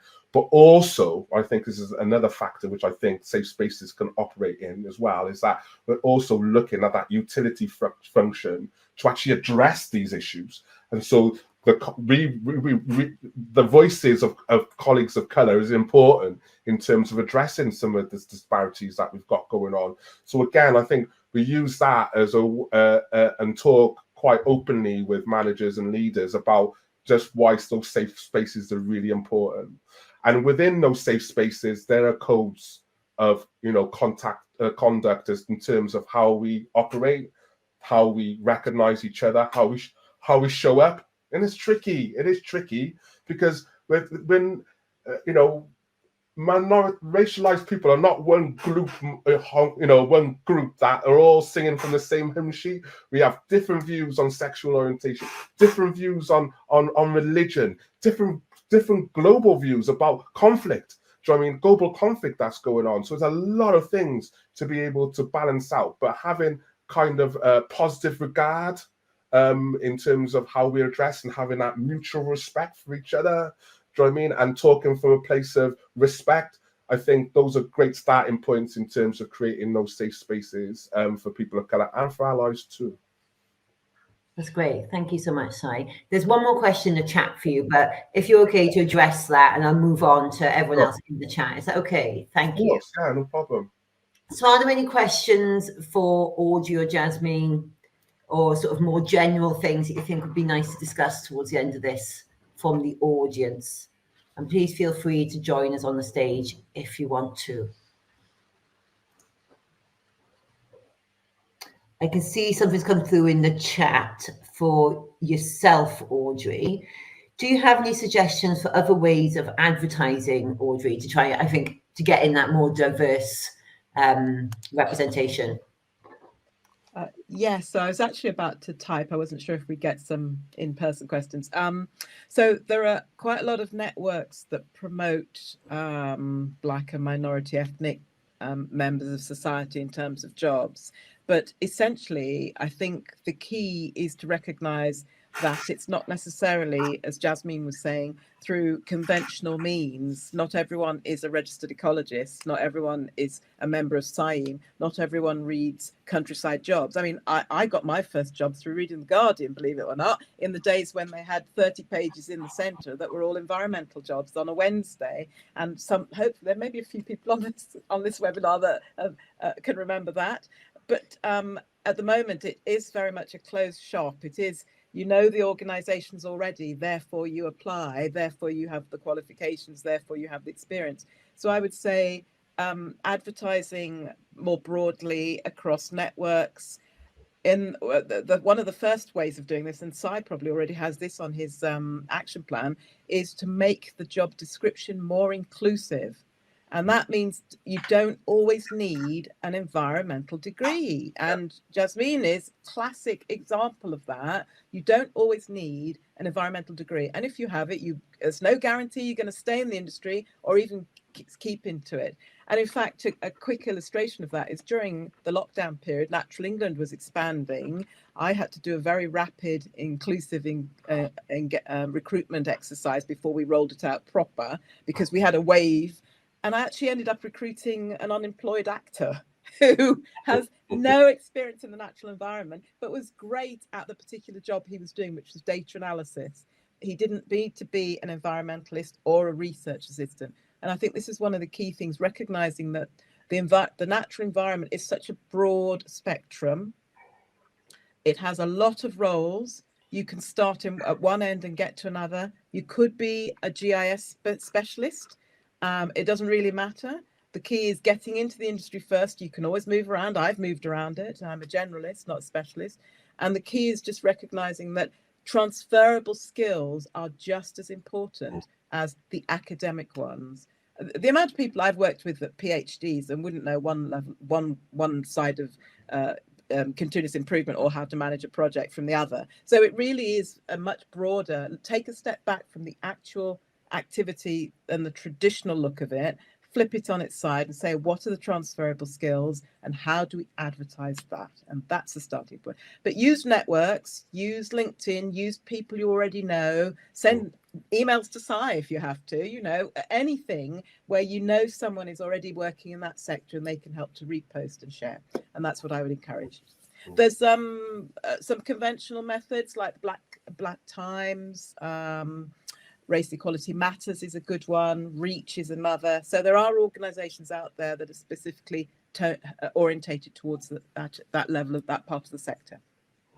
Thanks, Audrey. I've got a question coming from, sorry, I couldn't speak then. Got a question come through for you, Jasmine. So it says, Jasmine, Ari, white industry is now reframing anti-racism through the Eurocentric lens. How can we ensure that anti-racism remains meaningful and not led from the top, but from grassroots? That is an interesting question. Wait, could you repeat the question again? Sorry, I think I had the second bit, but not the first bit. Yeah. So it says that white industry is now reframing anti-racism through the Eurocentric lens. How can we ensure that anti-racism remains meaningful and not led from the top, but from grassroots? I say again, I think the answer is kind of in the question already, if an organization is leading on anti-racism and they are a majority white and white-led organization, they shouldn't be leading on anti-racism. And I think if you want to have an organization or a community or a group to lead on a certain structure in anti-racism, it needs to be a majority Black and brown racialized community, collective or group. But what's important then is also to not mine the trauma of the people in that group and to overexploit them, because that will burn out the people in that group. That will take away from the care and the passion that they might have in the sector. I know a lot of my passion for ecology has been taken away from having to work in diversity work, because I need to keep telling people why it's okay for me to study insects when all I want to do is study insects. So again, I think what's important is when you're centering a group or community, first of all, understand that you need to center them, then understand what centering means. And what centering means is support financially. It also means structural support, so they are protected from anything that might cause them harm or danger. Again, if you're working in anti-racism, you're going to face a lot of racism. You're going to face a lot of very dangerous things to your mental health, to your physical health, to your safety, to your stability, to your job prospects in the future. They need to be taken care of. They need to be made obvious that they're going to be taken care of and secured. And that group of people, again, needs to be coveted, because what they're going to say is valuable and very precious. So again, they need to be compensated properly for their time. They need to be supported and protected, and it needs to almost be an anonymous thing if it's going to be a structure that works inside of an organization. I think one of the problems with representation is that what it seeks to do is it seeks to make Black and brown bodies be a shield against racism, when actually this should be an inside affair that is, again, deconstructed and dismantled. And what comes on the surface should be the effect of having an organization that is anti-racist, that is actively deconstructing the oppression and the toxicity within the system, and not here is a Black or brown person, that's the end of, you know, the work that we've done, and here they are on the surface to face the brunt of everything that is now coming at us because we are now represented by them. So again, I think what's the first step, which is almost, it's not the easiest one, but it is the first step, is to ensure that actually the people who are leading on anti-racism work are protected collectives and groups. And it can be difficult, I think, to say that they need to be found and not to have them all be targeted by these questions. So I think a better way of doing it is not to go to groups and ask what needs to be done. It's to set up a process and a system where there is a way of putting in questions, of putting in ways to make a system better, to dismantle and reimagine systems. And then those questions go to those groups who are in forums, who are in groups together, who are working together in safe spaces. And then those questions are filtered to those groups, and then they answer them. And again, it goes through systems and processes. It isn't simply a case of going to groups, demanding answers on racism, and again, putting people on the front line of something that is quite dangerous. So I'd say that's probably how I would see that being done better. I think at the moment it's not done a lot because it is difficult to do. And I think it's difficult to do because people aren't willing to say that actually they're not the right people to do the job. And I think there's a lot of organizations that stand in the way of funding, that stand in the way of stability, and stand in the way of support because they want to do this great job of liberating us from racism, but they are not the right people to do it. And I think having a humbleness that you are not the right people to do the job is entirely necessary here, because you need to step aside and let people in who can genuinely change this system and reimagine it. You know, there's other stuff for you to do. You can do other things. You don't have to do that. Thanks very much, Tasmin. It's really, really interesting perspective and give me lots to think about again. I'm just going to share some final slides to close up. Can everyone see my screen? Yeah? Yeah. Great. Thank you.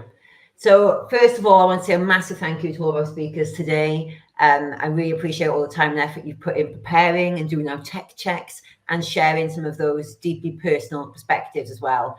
And I'm sure everyone would have got a lot out of listening to you today. So thank you very much. I also want to thank our funders. So we're majority funded by National Lottery Heritage Fund. We also have money from Welsh Government, NRW, the Landfill Disposal Tax Community Scheme, Arts Council of Wales, and Esme Fairburn. And now I'd really like it, if you don't mind, guys, just doing a quick poll. So I'm going to give you a minute. That should be available to do now on your left side. So if you click over there in the poll. Does everyone see that? Is that coming through? Yeah.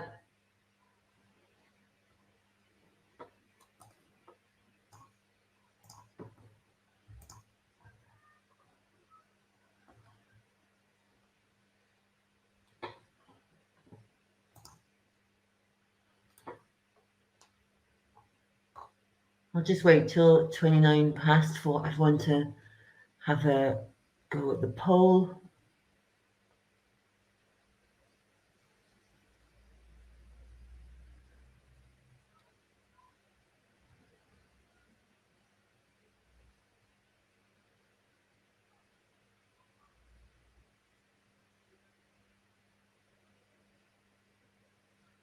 Great. I think that's probably giving everyone enough time. The speakers have also kindly put together a suggested reading list, and you can find that in the library that's also here on the left-hand side.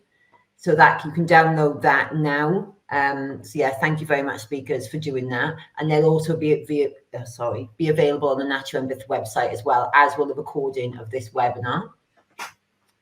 And just plugging our upcoming webinars again that I did. So the next one's the 3rd of December, and all of that will be on the Nature and Myth socials in due course for you to register. So you can also download this slide as well in our library if you want to follow us. I'm sure a lot of you are already, but yeah, all the socials are there, and we'll advertise our next one. And then finally, a thank you to everyone for coming tonight for our first Diverse by Nature webinar. We really appreciate it, and thank you for all the interaction, and I hope you've taken a lot away from it. I certainly have. Thanks very much, everyone. Have a good night. Bye. Bye.